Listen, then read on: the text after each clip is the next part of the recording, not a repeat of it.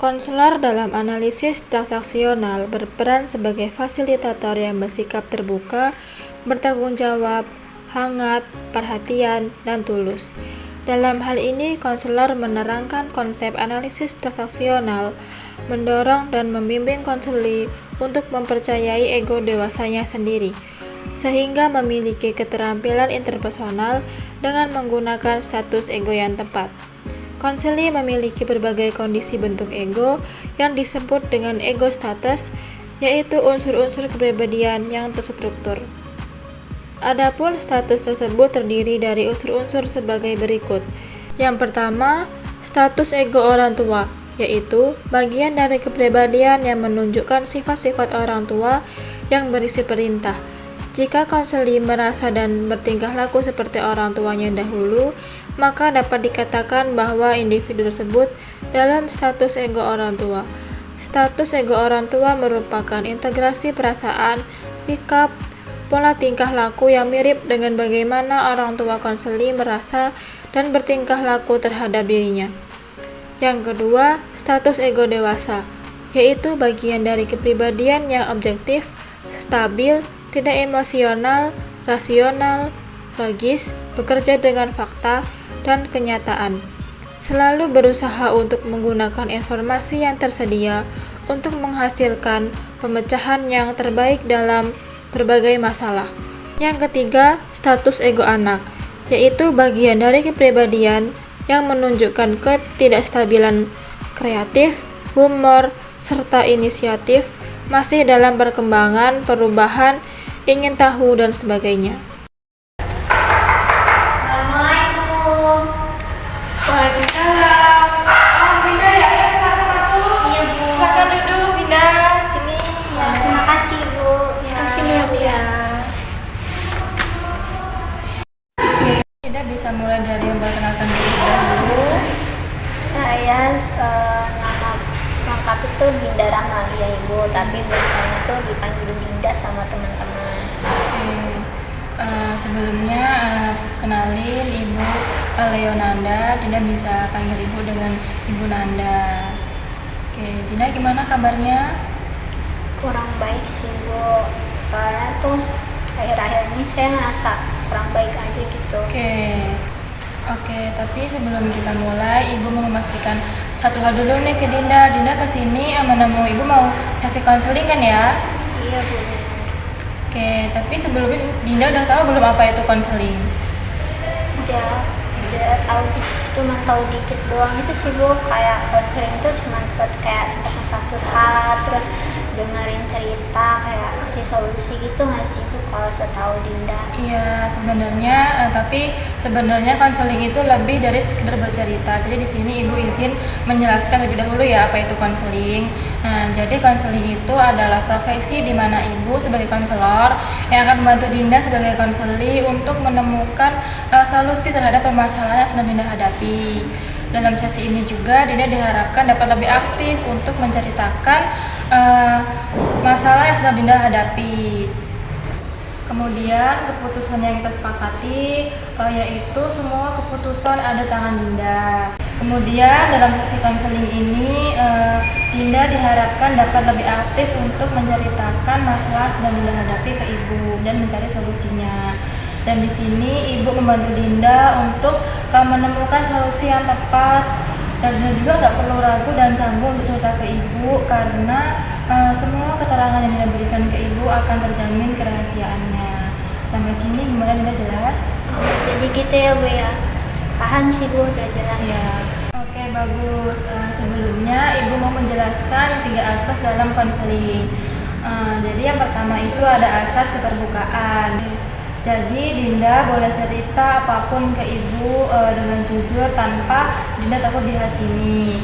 Dan yang kedua itu ada asas kerahasiaan. Seperti yang sudah dijelaskan sebelumnya, jadi semua yang kita bicarakan di sini itu akan terjamin kerahasiaannya dan tidak akan Ibu sebarluaskan. Dan yang ketiga itu ada asas kesukarelaan. Jadi Dinda tidak ada paksaan untuk cerita ke Ibu jika memang Dinda belum siap. Seperti itu. Apakah sampai sini jelas, Dinda?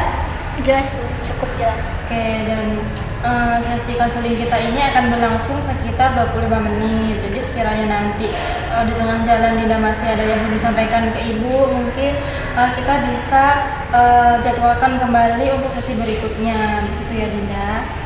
Sebelum kita mulai, apakah ada yang mau ditanyakan? Tidak, cukup. Oke, bisa kita mulai ya Dinda. Sekarang Dinda boleh cerita ke Ibu sebenarnya apa yang mengganjal dan sebenarnya apa yang sudah Dinda rasakan.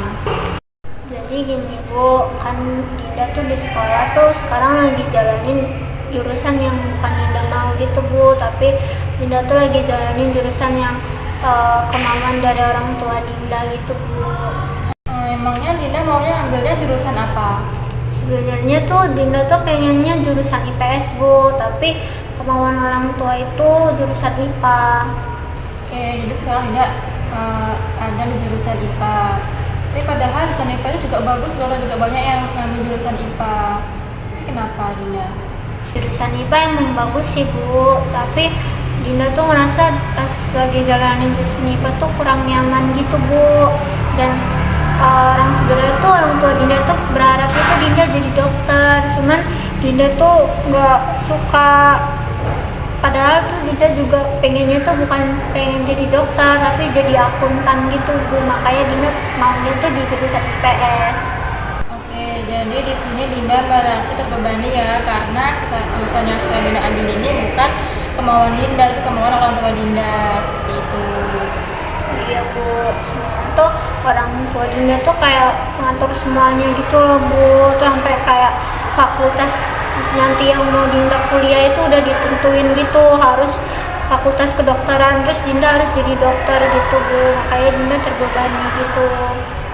Baik, Ibu sangat mengerti sekali perasaan Dinda, pasti sangat sulit ya, karena apa yang Dinda inginkan tidak menjadi milik Dinda sekarang. Tapi sebelumnya Dinda udah pernah belum untuk mengungkapin ke orang tua Dinda sebenarnya apa sih yang Dinda mau gitu? Sudah Bu, sebenarnya tuh Dinda tuh udah pernah bilang gitu, udah pernah cerita juga kayak Dinda tuh maunya apa. Tapi tuh setiap kali Dinda mau coba ngomong, mau coba cerita apa yang Dinda mau gitu, tapi respon dari orang tua Dinda tuh kayak selalu marah gitu loh Bu. Padahal tuh kayak Dinda tuh mau cerita apa yang Dinda mau, dan itu tuh kayak jadinya tuh Dinda bingung gitu loh Bu, kayak gimana mau cerita kena marah, mau cerita tapi Dinda merasa nggak nyaman dan terbebani gitu Bu. Oke, tapi sebenarnya Dinda nggak mau kalau orang tua Dinda ini kecewa gitu ya. Tapi di sisi lain Dinda juga terbebani sama jurusan yang sudah Dinda ambil, seperti itu. Baik, jadi Dinda nggak mau orang tua Dinda kecewa. Tapi di sisi lain Dinda juga merasa tertekan dan terbebani karena jurusan yang sekarang Dinda ambil ini nggak sesuai sama apa Dinda inginkan, seperti itu ya. Iya. Jadi sebenarnya apa yang Dinda inginkan? Sebenarnya Dinda itu maunya milih jurusan IPS Bu, yang kayak tadi Dinda bilang. Dinda tuh juga lebih sukanya tuh kayak pelajaran tentang akuntansi gitu Bu, daripada kedokteran yang kayak kemauan orang tua Dinda itu. Dinda sebenarnya nggak suka itu gitu. Oke, jadi masalah utamanya itu di sini perbedaan pilihan Dinda sama pilihan orang tua Dinda. Jadi orang tua Dinda itu inginnya Dinda itu masuk ke jurusan IPA, kemudian Dinda ngambil jurusan kedokteran ya, kemudian Dinda jadi dokter. Tapi sebenarnya yang Dinda inginkan itu bukan itu.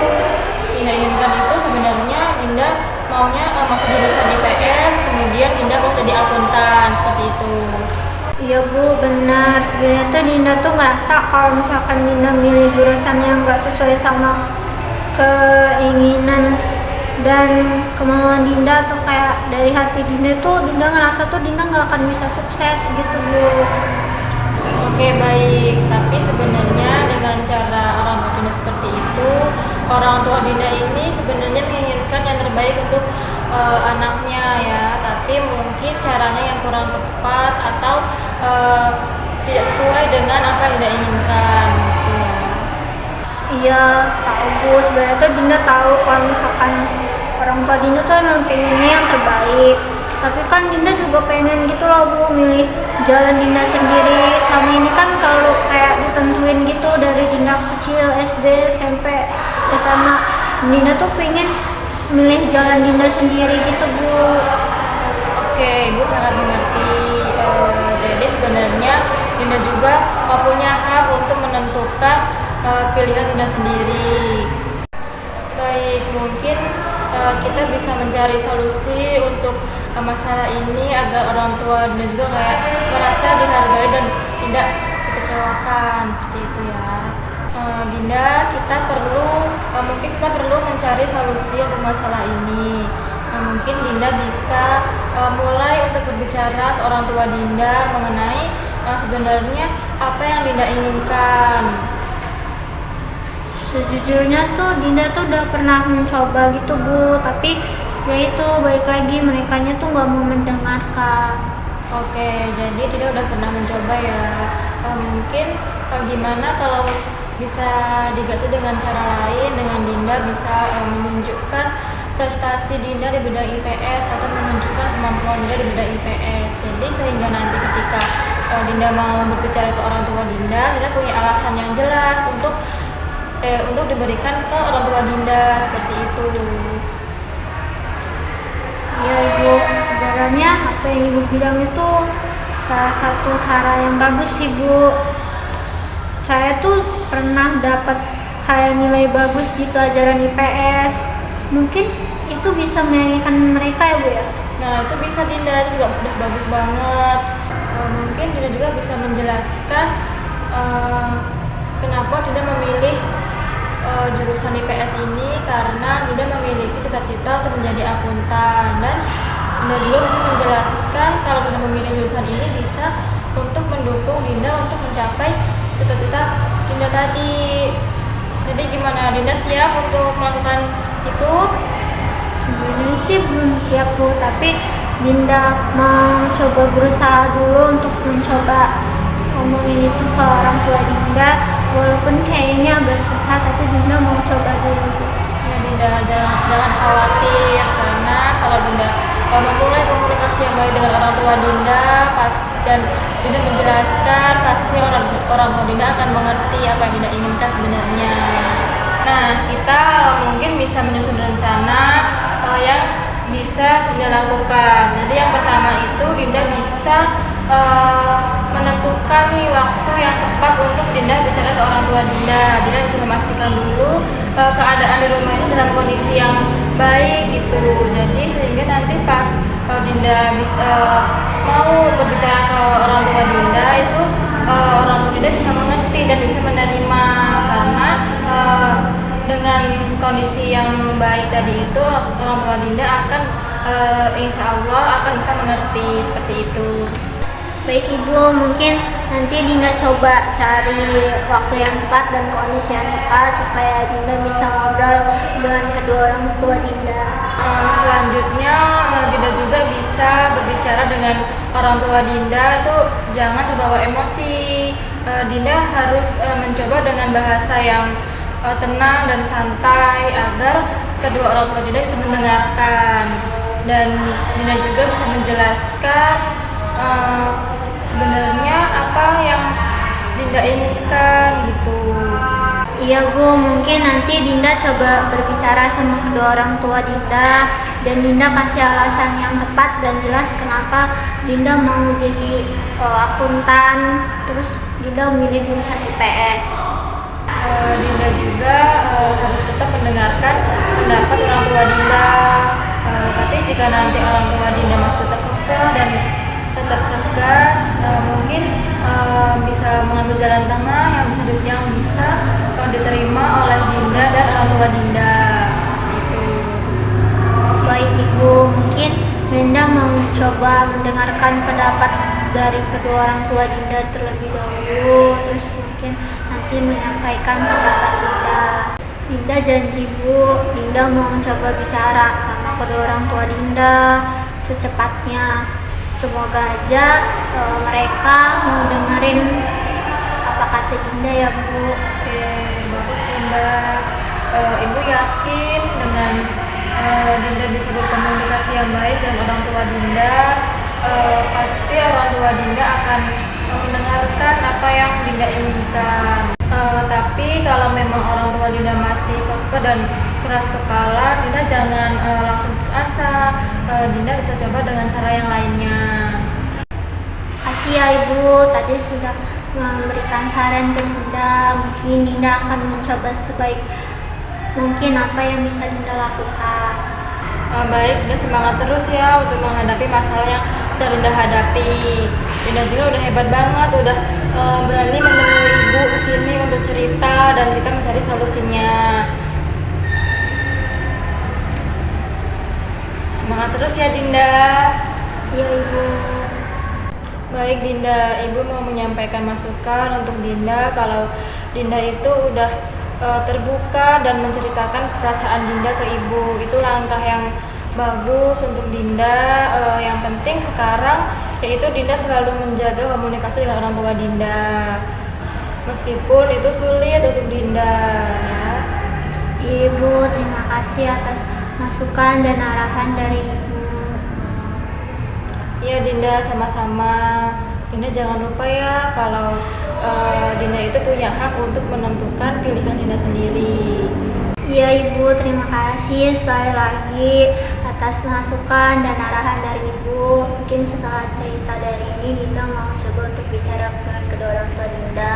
Walaupun Dinda sempat kayaknya hopeless, menyerah gitu kayaknya, karena setiap Dinda cerita mereka tidak mau mendengarkan. Mungkin tadi yang Ibu sampaikan karena lagi situasinya waktunya kurang tepat, jadinya kedua orang tua Dinda itu marah-marah. Mungkin next selanjutnya depannya Dinda cari waktu yang tepat, sama-sama lagi santai, supaya Dinda bisa menyampaikan hal apa yang Dinda mau ke kedua orang tua Dinda. Mungkin Dinda ucapin terima kasih lagi ya Bu, Dinda sedikit tercerahkan atas sesi konseling hari ini.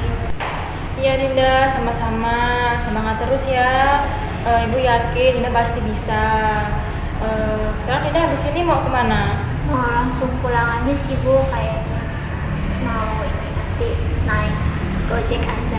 Oke Dinda, semoga berjalan dengan baik ya. Semangat terus. Kalau gitu Dinda izin pamit pulang ya Bu. Terima kasih Bu. Ibu antar sama-sama. Assalamualaikum.